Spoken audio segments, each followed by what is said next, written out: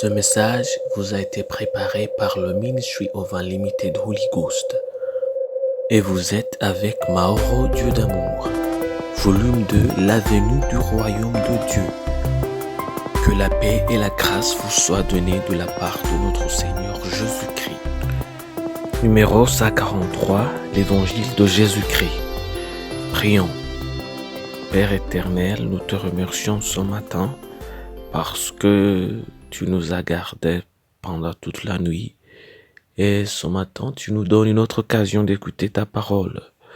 C'est notre plaisir de t'entendre. C'est notre plaisir d'écouter ta parole. De ce fait-là, nous prions maintenant pour que tu ouvres nos oreilles. Nous prions que tu ouvres nos yeux, pour que tu ouvres nos cœurs, pour que nous écoutons ta parole. Nous prions, Éternel, pour que nos cœurs puissent entendre, et comprendre et appliquer ta parole.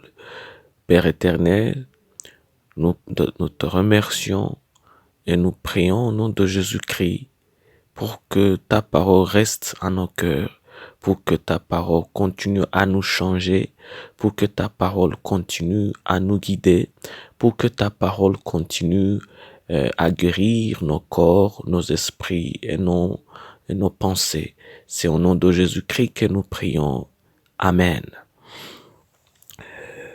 Aujourd'hui, on va lire en Luc chapitre 4, versets 24 à 27. Mais ajouta-t-il, je vous le dis en vérité, aucun prophète n'est bien reçu dans sa patrie. Je vous le dis en vérité, il y avait plusieurs veuves en Israël du temps d'Élie, lorsque le ciel fut fermé 3 ans et 6 mois, et qu'il y eut une grande famine sur toute la terre. Et cependant, Élie ne fut envoyé vers aucune d'elles, si ce n'est vers une femme veuve à Sarepta, dans le pays de Sidon. Il y avait aussi plusieurs lépreux en Israël du temps d'Élisée, le prophète, et cependant aucun d'eux ne fut purifié, si ce n'est Naaman le Syrien. Ça, c'est en Luc chapitre 4, versets 24 à 27. La familiarité inhibe la spiritualité. Dieu est effrayant, il est terrifiant, il sait comment révéler nos pensées et l'état de nos cœurs. Ouais, Dieu sait tout, il n'a pas besoin de voir pour savoir. Souvent, il y a des choses cachées qu'il met en lumière pour nous montrer qui nous sommes vraiment. En Luc chapitre 2, versets 34 à 35, la Bible nous dit, Simeon les bénit et dit à Marie, sa mère, voici cet enfant est destiné à amener la chute et le relèvement de plusieurs en Israël et à devenir un signe qui provoquera la contradiction et à toi même une épée te transpercera l'âme, afin que les pensées de beaucoup de cœurs soient dévoilées. Ça, c'est Luc chapitre 2, versets 34 à 35. Les gens à qui Jésus a parlé dans le verset que nous avons vu dans l'introduction étaient des Juifs qui étaient assis dans la synagogue et ils écoutaient la prophétie qu'Ésaïe avait prophétisée. La Bible nous dit qu'ils étaient heureux d'entendre la prophétie d'Ésaïe car elle sonnait bien à leurs oreilles. Le problème qu'ils avaient avec cela était le fait qu'ils connaissaient la personne qui leur disait que les Écritures s'accomplissaient. Il était Jésus, le fils du charpentier. Ils étaient offensés quand il leur disait cela, parce que en leurs yeux, Jésus se prenait comme un prophète. C'est ainsi que Naaman a entendu d'un guérisseur en Israël. C'est ce qui s'est passé. Un visage familier qu'il ne voulait pas voir en se disant prophète. Pour eux, ce qui valide un message, et c'est la personne qui l'apporte. Alors, il voulait voir un pharisien, peut-être un prêtre, ou peut-être un professeur de la loi d'Israël. C'est celui qu'il voulait voir dire que cette promesse allait s'accomplir. Mais voir un fils d'un charpentier, ça, il ne le voulait pas. Alors, c'est ainsi que Naaman entendit parler d'un guérisseur en Israël, un prophète. Et ce malgré les mauvaises relations entre Israël et la Syrie, mais il décida d'aller le rencontrer. Et comme il avait la foi, l'homme fut guéri. De nombreux autres lépreux qui se trouvaient en Israël, aucun n'a été guéri parce que ils ne croyaient pas que le prophète pouvait les guérir de cette maladie qu'ils portaient. Savez-vous quel était le problème? Les autres lépreux d'Israël, leur foi en Élisée consistait à leur dire la prophétie et non pas des miracles. Ils sont devenus familiaux avec lui, au point qu'ils ont classé son esprit comme un esprit qui ne peut que prophétiser. Voyez-vous ce qui se passe? Ce qui a limité leur bénédiction, c'est ce qu'ils pensaient. Le fait d'être familial avec Dieu a tellement réduit leur foi qu'ils ne pouvaient pas recevoir leur miracle. C'est la raison même pour laquelle Jésus a dit qu'aucun prophète n'est accepté dans son pays d'origine. Le fait d'être familial de Dieu ou l'évangile d'ailleurs vous fera du tort et vous fera perdre vos bénédictions.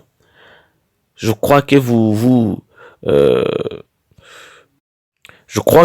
souvenez de la famille de Jésus. Ses frères ne croyaient pas en lui. Ses frères lui prenaient comme un crochard ou quelqu'un qui n'était pas sérieux. Ils ont cru en lui après sa mort, après sa résurrection. Ça, c'est à quel point être familiar de quelque chose peut vous coûter beaucoup de bénédictions. Alors, si vous pensez que l'évangile ne parle que de péché et de la foi en Jésus-Christ, alors c'est tout ce que vous en tirerez.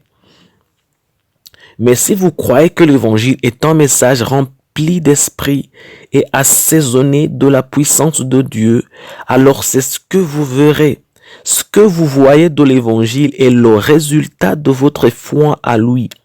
Maintenant, je veux que vous vous demandez quelle part de l'évangile vous voulez profiter, car il n'y a pas de limite, juste celle que vous vous imposez à vous-même. Prions. Père Céleste, nous te remercions ce matinée parce que tu nous donnes une autre occasion d'écouter ta parole. Père Céleste, après avoir entendu ta parole, nous prions au nom de Jésus-Christ pour que tu ouvres nos cœurs, nos yeux, nos oreilles, pour toujours penser et ruminer à propos de ta parole.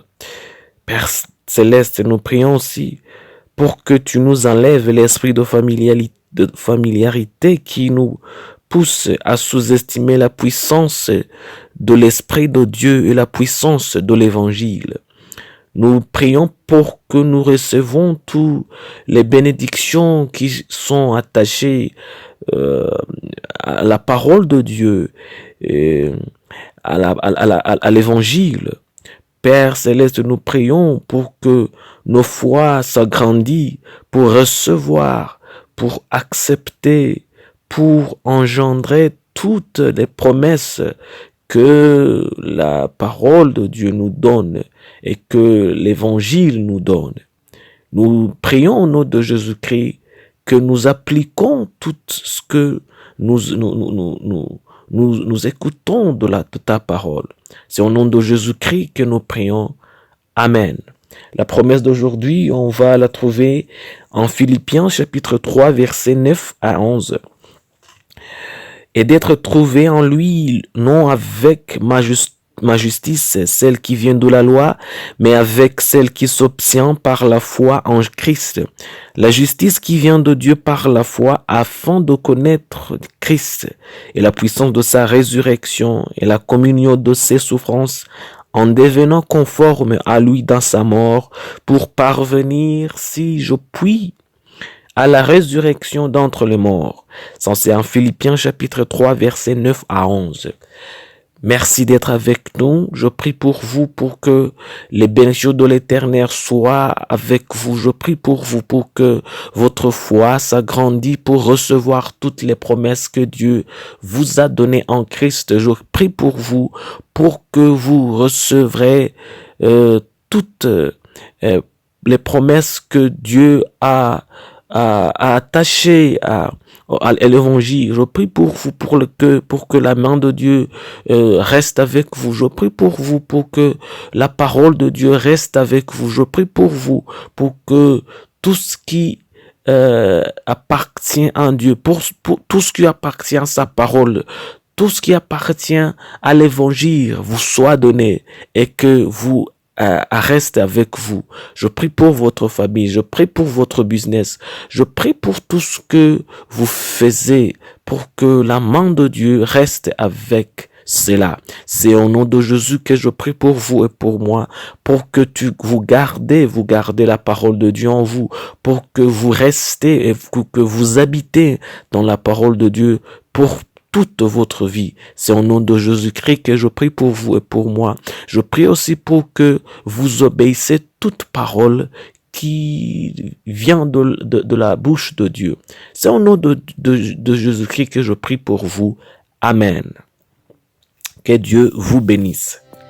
Soyez un partenaire de Dieu. Suivez et recommandez notre page Facebook et notre chaîne YouTube. Partagez la dévotion avec vos proches. Lisez et écoutez tous les jours et vous verrez vraiment Dieu dans votre vie. Que Dieu vous bénisse. Vous pouvez trouver les links dans la description du vidéo en dessous.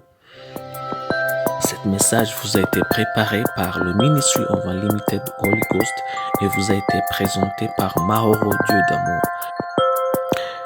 Que la paix et la grâce vous soient données de la part de notre Seigneur Jésus-Christ. Amen.